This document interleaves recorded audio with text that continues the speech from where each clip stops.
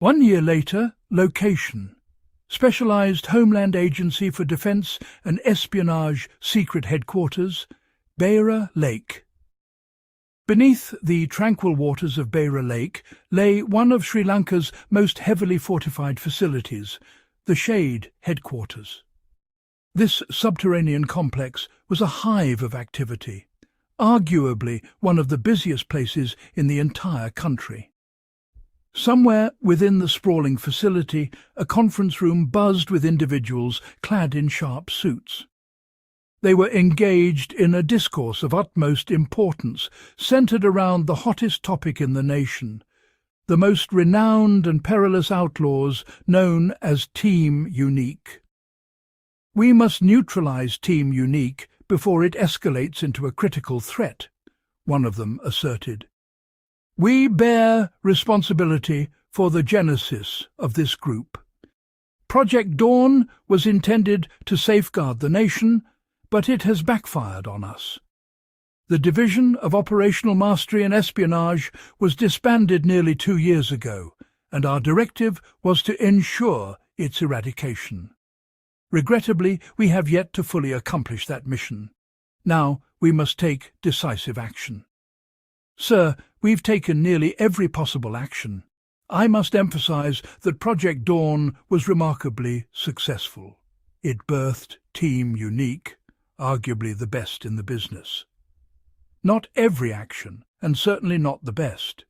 It's time to enlist Doom to resolve this matter. Doom was trained to eliminate Shadow Masters, and he can handle Uniques. With all due respect, sir, Doom isn't suited for this kind of situation. We've specifically trained him to hunt down Shadow Masters, particularly Zero. This may not be a wise move. Shadow Masters, Team Unique. Does it really matter? If you have any alternative solutions, I'm all ears. Otherwise, we'll proceed my way. Besides, Zero is either deceased or in hiding. We haven't had any leads since the Ella incident. And on another note, Dreamwave poses an escalating threat to our youth. That drug is ravaging the country. We're not too late, but time is running out. The organization known as Demon also has its sights set on our nation. Isn't that a more pressing concern than Team Unique? One problem at a time, Johan. We'll address Unique first, and then we can turn our attention to whatever other situation arises. There's another upcoming meeting about Shadow Masters, hosted by UPI, and we can only send 2 representatives. I suggest we send Doom and Dark End. Sir, there's a UPI officer waiting for you. You may need to be there in 10 minutes. Someone entered the conference room to inform. If no one has any more questions, it's time to conclude this meeting, the speaker said, offering his greetings to everyone before departing. As the room emptied, one of the last 2 individuals whispered to the other, "This is wrong. We should be going after Snake." Later time, 11:30 a.m. Location, Petta, Colombo. Petta, usually one of Sri Lanka's busiest places, featured crowded streets where shoppers strolled along stores that spilled onto the road. Among the throng, a person who appeared no older than 20, dressed casually like any youngster, moved through the crowd as if tailing someone. Not far away, another gentleman proceeded, oblivious to the fact that he was being shadowed. They walked for nearly half a mile, until the young person reached the gentleman, subtly bumping into him as if by accident. "Watch it, young man," the gentleman warned in a hushed tone. The youngster avoided eye contact, merely nodding quickly before slipping away. Unbeknownst to the gentleman, the youngster had discreetly planted a transmitter on his clothing. The young person then navigated through the crowd until finding a van, where 3 other boys awaited. The van was like a mobile communication centre, brimming with various tech gadgets. Meanwhile, the gentleman entered a phone shop, cautiously scanning his surroundings to ensure he wasn't being followed. He ascended the stairs, a restricted area for staff members only. There was another person already there, evidently waiting for him. "You're late," the waiting individual remarked.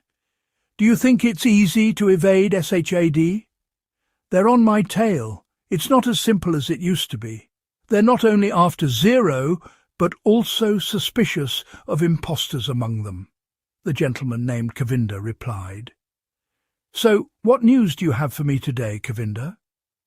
"SH.A.D. has discovered Samantha's journal, and it contained some intriguing revelations. Most importantly, they found the last key," Kavinda disclosed. "What is it?" The other man stood up in anticipation. "Unfortunately, I don't know. Only a select few within SH.A.D. have that information. All I could find out was that it was the most valuable possession he had." Meanwhile, the three young boys inside the van had been eavesdropping on the entire conversation. "We need to locate that key before anyone else does," one of them urged. "But Patham, how do we even begin to find it?" another asked. "We're going to have to abduct someone high-ranking within SH.A.D., someone deeply involved in all of this," Patham responded. "But how? We can't even break into one of their facilities, and I doubt they travel without guards." "We can't do this without causing a scene," the inquisitive one remarked. "Sachin, I think you've just given me an idea." "What is it, Rasod?" Patham inquired, while Sachin seemed bewildered. "I did. We have to create a scene. Once their attention is diverted, we can focus on our true target. It's not foolproof, but it's better than doing nothing. An opportunity will present itself. I'm certain of it," Rasod explained with determination. "Okay, then that's the plan," Patham declared. Meanwhile, they meticulously recorded Kavinda and the other gentleman's entire conversation, and Sachin revved the van's engine, steering them away from the location. "We can't afford to wait any longer. Whatever we do, we have to do it swiftly," Sachin urged. "Remember the meeting next week? According to the intel, it'll involve secret services from around the world. Additionally, during that same week, the Pearl Grand Hotel will host one of the biggest auctions in history.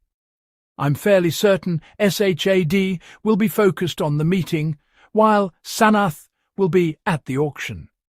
He's the head of national security, so he must know something. That's our window of opportunity, and we'll seize it. Plus, we can steal some items from the auction to divert public attention from the real operation," Rasod outlined. "It won't be long before they realize Sanath is missing. Once that happens, they'll be onto our plan. We need to find the third key before that occurs. We'll have a maximum of 24 hours before they become suspicious," Sachin calculated. "We'll need to book a stay at the Pearl Grand Hotel in advance. We should be there a few days before. They might close the hotel that week. I'll make the reservation," Patham replied, retrieving his phone from his pocket. "Time, midnight, location. Somewhere in Kandy, Nethuli lived with her aunt's family, but their treatment was far from familial. Still, it was a marked improvement over her previous life of running and killing. Despite this, her worry for her missing sister consumed her. No one had heard a word about her sister since the Ella incident, and they couldn't even turn to the police, as she was a target even among law enforcement. "I won't repeat this. Your sister is gone, likely dead or rotting away in a government cell. You'd better steer clear of all this. We've given you a better life, much better than the mess you came from. Don't drag us into your problems," Nethuli's uncle firmly declared. "I know you've given me a better life, but my sister means everything to me. It's been years since I've heard anything about her. Please, can't you do something?" she implored. "You do nothing, hear me? If you do anything, find somewhere else to stay." Though far from content with this, she complied and retreated to her room. Nethuli had done some research on the head of national security, but had found no trace of her sister. Late into the night, she continued her relentless online search for any hint about her sister. The night grew colder, and without realizing it, she found herself gazing at the stars visible from her window. Her reverie was shattered by the sound of movement. She strained to identify the source of the noise, but initially found nothing but the nocturnal sounds of the wilderness. Then she heard it again. Curiosity compelled her to open her bedroom door. In that moment, gas bombs crashed through the window, shattering the glass and filling the entire house with noxious fumes. Soon after, the sound of someone breaking the front door echoed through the house. All she could discern through the white haze were red laser beams slicing through the air. Soldiers in peculiar yellow and black uniforms, their faces obscured by gas masks, stormed in, brandishing firearms. They seemed like figures from a science fiction story. A soldier reported via a communication device in his ear, "We've found her, sir. She's here." The response from the other end was swift. "Bring her." By then, Nethuli had succumbed to the gas and lost consciousness. The soldiers rounded up the rest of the family members. When they awoke, they were on their knees, hands raised in surrender. "Listen carefully. You harboured a fugitive, which can lead to legal consequences. Worse, we can make you vanish without a trace, and no one would be the wiser. However, we got what we came for, so we'll let you be. Just remember to tread lightly in this new life. If you dare anything foolish, it won't take us long to find you. Clear?" A soldier issued a stern warning. The 3 family members nodded in agreement to signal their understanding. "Good," the soldier said before 3 others approached, injecting them with an unknown substance that rendered them unconscious once more. The soldiers departed the scene. When Nethuli opened her eyes, she found herself in the luxurious confines of a hotel room. To her right, she noticed an empty drug bottle and an injection. As the realization dawned upon her, she realized she was only half-dressed. Panicking, she quickly grabbed the bedsheet to cover herself. Suddenly, a voice echoed from somewhere in the room. "Huh! Good morning, sunshine." It was Sanat Kumara, and Nethuli's fear intensified. "So, you're the other person who wanted to kill me. Anuki is currently serving time in a secret cell. Hopefully you won't have to go that far." "What have you done to me?" Nethuli demanded. "Oh, nothing yet, darling. You've just arrived here." "What do you want from me? That was a year ago." "Yes, I know, but I only recently found out about you. Samantha had 2 daughters, and we weren't interested in his life before. But now we are," Sanat explained, and Nethuli desperately looked for an escape. She suddenly leaped out of the bed and made a dash for the room's entrance. Sanat chased after her, but could only grab her bedsheet. She let it go and flung the door open in her hurry. Meanwhile, Team Unique was at the entrance of the Pearl Grand Hotel. "In 6 days, the meeting will take place, and at the same time, the auction will be happening. Before that, we need to scour the entire hotel area. 4 days before the meeting, we have to be extremely cautious about our presence. If they catch even a whiff that we're here, it's game over," Patham cautioned the others in hushed tones. As they reached the hotel's reception, they marvelled at its grandeur. A massive wooden eagle statue hung from the ceiling. "Here's your key card, sir. Room 507. Your luggage will be delivered shortly. For room service, dial 0 on the service phone." They stepped into the elevator, sharing it with a few other guests. The button for the 15th floor was pushed.